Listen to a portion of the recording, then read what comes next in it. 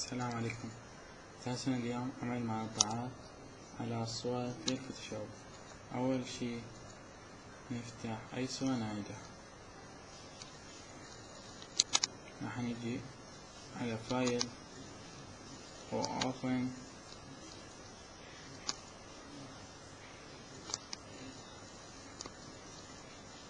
مثل ما انتم شايفين راح نفتح هاي الصورة،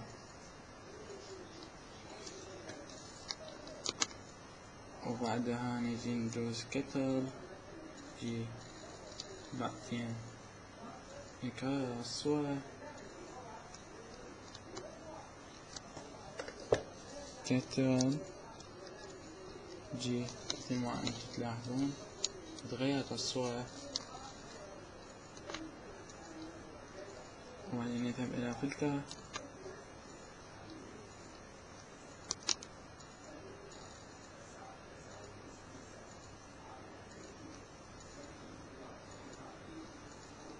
نجي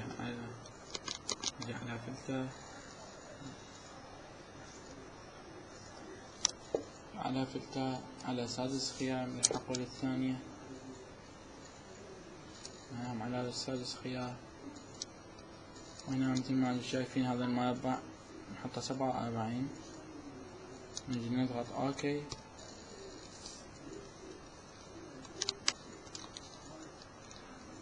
وبعدين نجي على فلتر، نختار فلتر، على فلتر على ثالث خيار، على الثالث من 1 2 3 على ثالث خيار، مثل ما انتم شايفين هاي المؤثرات طلعت لنا. نضع الخيار الأول قياس 3، والخيار الثاني 11، والخيار الثالث 1، ثم نضغط اوكي. مثل ما انتم شايفين هنا حاط 3 والثاني 11 والثالث 1، ثم نضغط اوكي.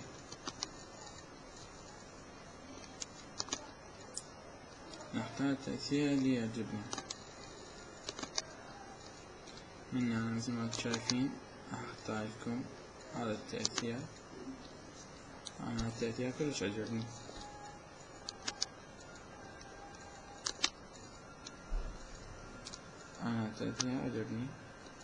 نمسح الجزء اللي ما نريده بأداة المساحة،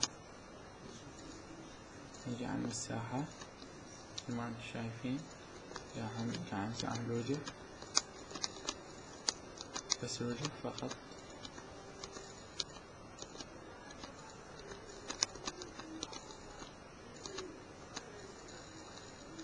الوجه.